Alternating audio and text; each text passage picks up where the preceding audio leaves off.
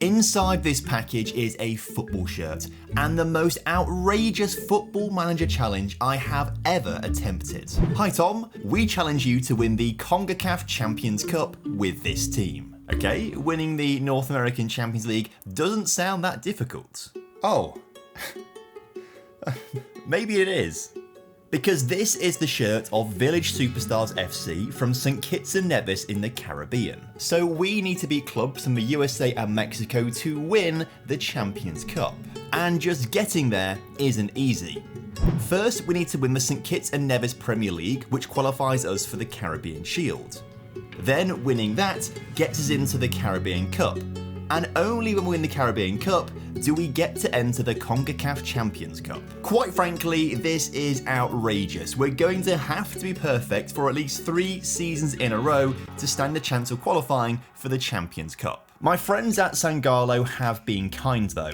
To make life easier, they're letting me sign Marcus Rashford and Cole Palmer, who before they chose England were actually both eligible to play for St. Kitts and Nevis. But we can't win with just those players. We need a full squad, and currently we only have 13 players signed up. At the moment, they make most sense in a 3-4-3 formation, so we're going to recruit for this shape.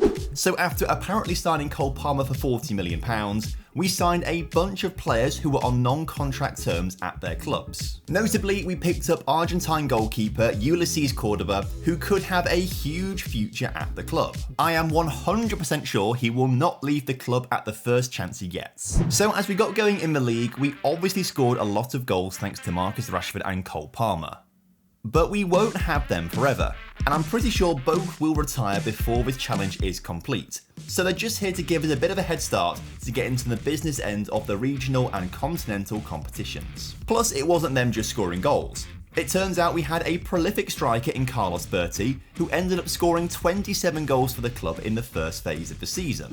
Obviously, we sat on top of the table at the end of the league phase after we played the other 11 teams home and away. But this isn't enough to be crowned champions of St. Kitts and Nevis. The top 6 teams then go into a playoff where they all play against each other once. The top 2 sides then play in the grand final to decide the champion. But we're going to have to do it without our star goalkeeper Ulysses Cordova, who did leave the club at the first opportunity he had. But that's okay, because we have a great young keeper coming through our youth intake. Dwayne Bussons isn't really a starter just yet, but we are going to be relying on him and the other regions going forward to build this team. After comfortably winning all 5 of our playoff games, we topped the table and were set to play in the grand final against St. Paul's United. Now we did win, but only just. It took a moment of magic from Rashford in the 71st minute to win the game and be crowned champions of St. Kitts and Nevis. This means we qualify for the Caribbean Shield, the next stop on our journey to the CONCACAF Champions Cup.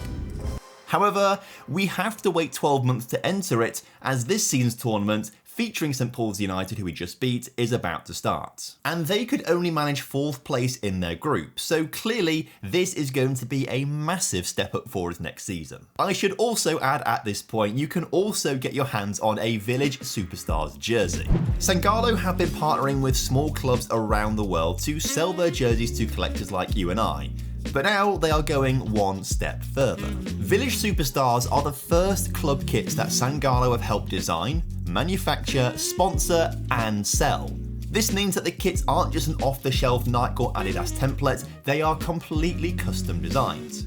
For example, on the white away shirt, it featured the names of all the villages where the players who make it the team come from to form the coastline of St. Kitts and Nevis. Now, they are already the 9-time champions of St. Kitts and Nevis, which is why it was so easy for us to win the league title in the first season, even though we did have Rashford and Cole Palmer. But that means they are getting ready to play in the Caribbean Shield later on this season in real life. And because they have such close links with Sangalo, it means that every single purchase has an even bigger benefit on the club, helping them to grow and develop. So head to Sangalo, linked down in the top line of the description, to check out both of their kits and all the other clubs that Sangalo are partnered with to find the kit, club and story that you love the most. For Season 2, it looks like most of the squad was sticking together, so we only signed 4 new faces to the team. Our top signing is Steven Saba. The Haitian playmaker is going to be the heartbeat of our squad this season. In fact, 3 of our 4 signings come into the midfield to add strength in that position. And I'm also going to give Bussons the start this season, to get our 16-year-old ideally ready for the Caribbean Shield football in May.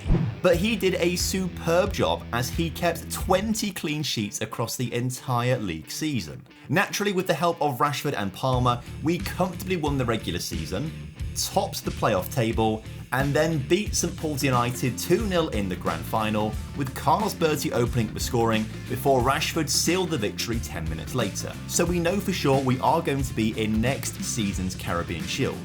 But now we're about to enter this season's Caribbean Shield to try and win a place in the Caribbean Cup. We're up against Guyana Defence Force from Guyana, Junior Stars from Saint Martin, Platinum FC from St Lucia, Robin Hood from Suriname, and Blackbirds from Barbados. Quite frankly, I have no idea how good any of these teams are, so we're going to find out together. Platinum weren't particularly good though, as we managed to thrash them 8-0 in our opening game. Junior Stars were better, but we still managed to score 3 goals in the first half before they pulled one back in the second half to win the game 3-1. We managed to fly past Blackbirds as we beat the side from Barbados 5-0, before Rashford scored 4 goals against Robin Hood in an insane 9-0 victory. This meant that a Carlos Berti brace against Guyana Defence Force means we finished top of our group, ensuring that we will qualify for the group stage. Yes, you did just hear me right, the group stage. We have another group stage to take part in against Aignan from Martinique, Capois from Haiti, and Inter Mongotapo from Suriname. But these games don't take place until late July and early August, so we actually have the summer transfer to contend with first, meaning we technically are heading into Season 3. Here we signed 5 new players and spent our first bit of money. £1,100 on Ahir Dixon.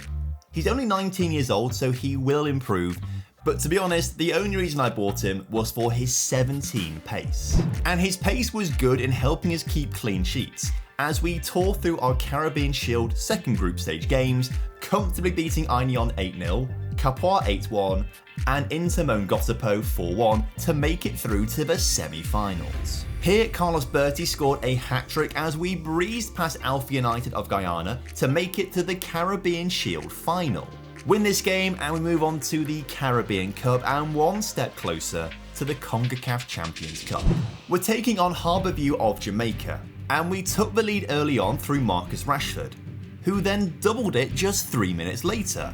The game stayed pretty even until the 78th minute when Harbourview scored an unfortunate own goal. They were able to pull one back though, but it was too little too late, especially when Carlos Berti was brought down in the penalty area and Rashford scored a 92nd minute penalty to win us the Shield. But we don't have long to rest because in just 2 weeks' time, we're taking part in the Caribbean Cup. Only 10 teams enter this tournament, the top 2 teams from the top 4 Caribbean leagues, and then as it turns out, both finalists from the Caribbean Shield. The top 4 nations are Jamaica, Trinidad and Tobago, Dominican Republic, and Haiti. St Kitts and Nevis is currently ranked 11th out of all the Caribbean top flights, but it's also somehow below the Trinidad and Tobago 2nd and 3rd divisions. So really, the only way we're going to qualify for this competition in the near future is via the Caribbean Shield. Regardless, our first game was against Athletic Club Port of Spain from Trinidad and Tobago, and luckily for us, Rashford and Palmer made light work of the side from the capital, giving us a 4-goal lead at the hour mark. But Port of Spain came back and scored 2 of their own late on, to show us that life wouldn't be so easy at this stage of the competition. That was until we came up against Chibao of Dominican Republic, as Rashford scored within 47 seconds to set the tone of the game, which allowed us to go on and win it 7-1. Jablota, also from Trinidad and Tobago, were much tougher though. We did take the lead, but they quickly scored one of their own to tie up the match. And then they went on and took the lead on the hour mark, meaning we had to fight tooth and nail to score an equaliser 5 minutes later. And thankfully, we scored a winner with 15 minutes to go to win our 3rd game of the tournament. But in our final group stage game, Mount Pleasant from Jamaica took the lead against us and didn't look like they were going to let it go. We then weren't helped when we fouled their player in the penalty area and they could double their lead. The only chance we had was when Rashford was pushed over in the penalty area in the 85th minute, and he scored his penalty, but we did lose the game 2-1. Thankfully though, we still qualified second in the group behind Port of Spain, despite us actually beating them and having a better goal difference. In the semis, we were up against Dunban Holden from Jamaica, and in the first leg we drew 1-1, but could have taken the win if we didn't miss a penalty in the 55th minute of the game. But there was only one goal in the second leg, and it was Dunban Holden who scored it to reach the final. But there is a silver lining.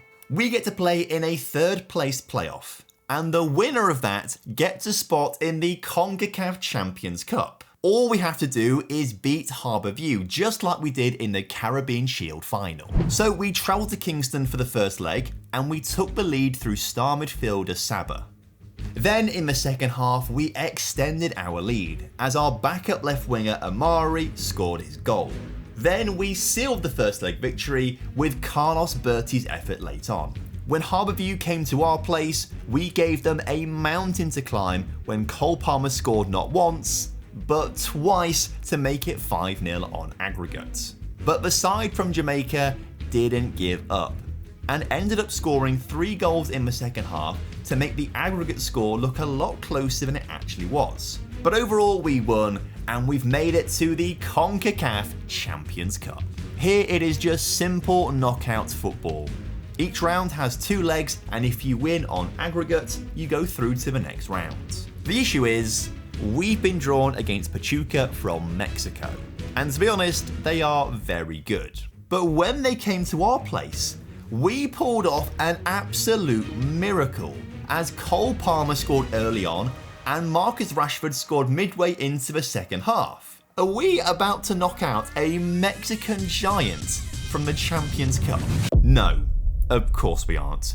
We have a lot of work to do if we want to get into the later stages of this competition. Now, whilst all of this was going on, in the background we once again won the league, topped the playoffs to reach the grand final, where we beat Garden Hotspurs 5-0 to start the whole cycle off again. And like clockwork, we battered everyone in the first group stage of the Caribbean Shield to finish Season 3 on a high and get ready to recruit over summer. However, we only signed 3 new faces. Right wing back Jaime Silveira, another right wing back in Haxel Quiros, and a left wing back in Daryl Araya. Our issue is we only have 4 scouts, and our scouting budget only lets us explore the Caribbean for a month and a half per season. A job I personally would love to do. Sounds like an absolute dream, right?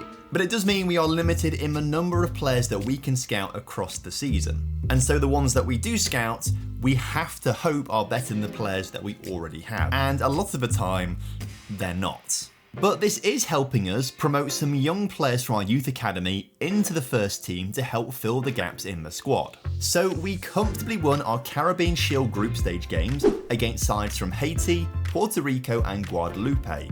But we had a disaster in the semi-finals. Up against our local rival St Paul's United, we opened up the scoring with Cole Palmer. But 71 minutes in, St Paul's equalised. Not to worry though.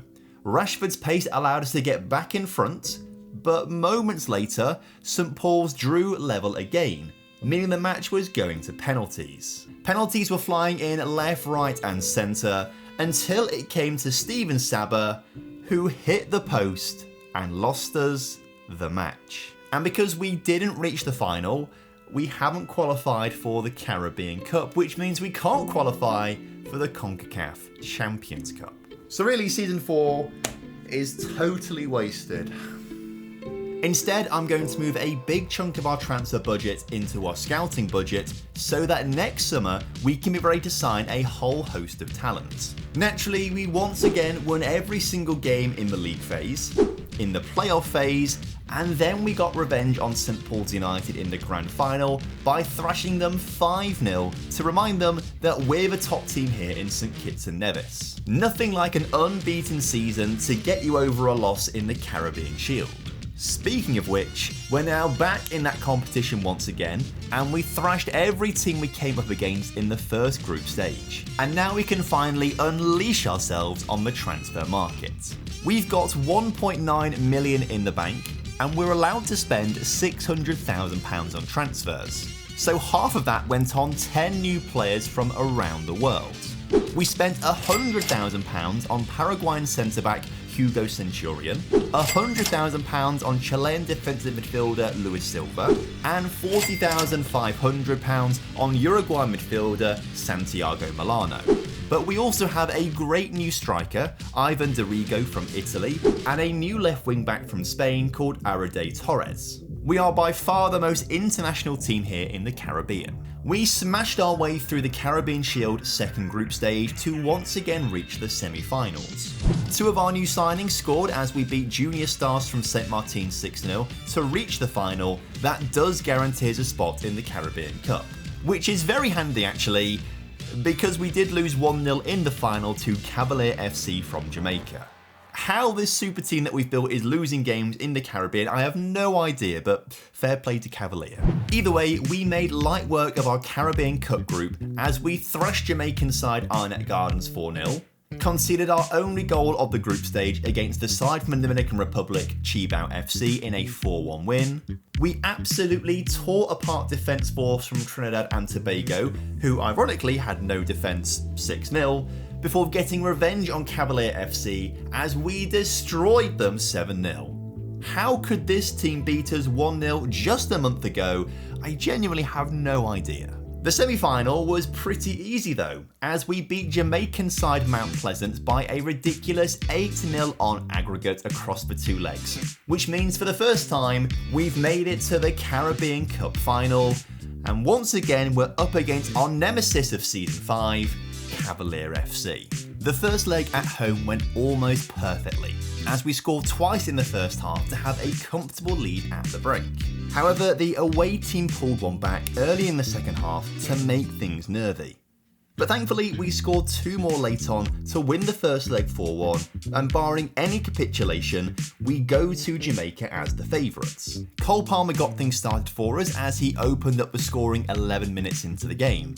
And then 70 minutes later, he assisted Marcus Rashford to wrap it all up and announce Village Superstars as the champions of the Caribbean. Our primary focus from here on out is now the CONCACAF Champions Cup, where we've been given a very nice surprise. As we won the Caribbean Cup, we don't have to take part in the first round.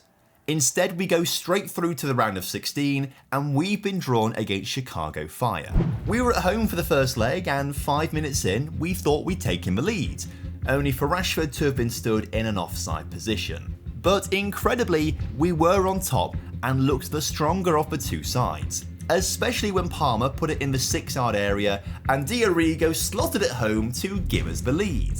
Just 2 minutes later though, we pulled off a really clever set-piece routine that allowed us to double our advantage. And things just 5 minutes later got even better, as Cole Palmer's mazy dribble allowed him to take a shot and add a third goal to our tally. But the boys weren't done there. Rashford drove forwards, found Palmer in plenty of space, and he grabbed his second goal. But of course he doesn't want to be left out, so Rashford also got on the score sheet just before the half-time whistle. I have no idea how we have been so dominant in this first leg. Sadly, we could only add one extra goal in the second half, but a 6-0 advantage heading into the second leg surely should be enough to see us through to the quarterfinals. And it turns out it was. We just beat an MLS side 10-0 on aggregate. I don't understand how though. Chicago Fire's right winger is genuinely better than our right winger Cole Palmer. So it's not like we're just relying on Palmer and Rashford, this was a proper team effort. Or maybe the tactic we're using is stupidly overpowered. So we end up being the only non-MLS team in the quarterfinals, where we're taking on FC Dallas. But without the help of Marcus Rashford, who's picked up an injury and will miss both legs. But it turns out we can still play well without him, as we came close early on multiple times. But 35 minutes into the game, we broke the deadlock as a cross was cleared into Cole Palmer, who scored from point-blank range. We may only be 1-0 up at half-time, but we have absolutely dominated the game. But a moment of quality from Cole Palmer late on means that we double our lead heading into the second leg. However, somehow after that goal, Cole Palmer suffered a thigh strain and now could be out until the final if we reach it. So for the second leg, we're without both of our star players, but it didn't really seem to matter, as we took the lead 13 minutes in. 10 minutes later, we then pounced on a defensive error to double our lead on the night and make it 4-0 on aggregate. And another 10 minutes after that, we scored our third of the night. And I need to remind you, this is without Marcus Rashford or Cole Palmer on the pitch. But eventually, it was going to happen. A lucky ball over the top landed nicely for Jordan Morris, who finished well to score for Dallas. They just need 5 more in the second half to win the tie. But obviously, they never came close. Whereas we did, scoring our 4th in the dying moment of the game, meaning we win the match 4-1, and incredibly, we're in the semi-finals of the CONCACAF Champions Cup. We're up against St. Louis City, thankfully not Vancouver Whitecaps, who just beat Cincinnati 15-0 on aggregate. For the St. Louis game, we have Rashford back, but we didn't need him for our first chance of the match, where the keeper just denied us an opening goal of the game. But just 2 minutes later, Castro found our left wing-back Torres, who fired his shot past the keeper and gives us the lead. Rashford had a chance 5 minutes later, but his shot was deflected behind for a corner. And from that resulting corner, Rashford put the ball onto Diarigo's head and we doubled our lead. And because that worked so well, they did it again 21 minutes into the match to make it 3-0. But 2 goals from him wasn't enough. Seconds into the second half, Cabrera put in a low cross to the penalty area and Diarigo beat the defenders to the ball to get his hat-trick. Cabrera also wanted a goal, and did get lucky when his shot deflected off the man marking him and the keeper to find the back of the net. So we end up winning 5-0 and didn't let St. Louis have a single shot on goal.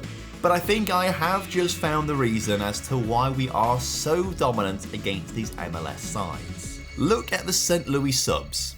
They brought 5 players onto the pitch, but they've taken 7 players off. So does that mean they spent a period of time playing with just 9 players on the pitch? In the Dallas game, they brought 2 subs on, but took 5 players off the pitch. So were we just playing against 8 men for a lot of that game? And in the Chicago game, they took 6 players off, but only brought 4 players on. So it kind of looks like there's a bug in the game that we are taking advantage of, and that's why we're winning. Not because I am the greatest football manager the world has ever seen.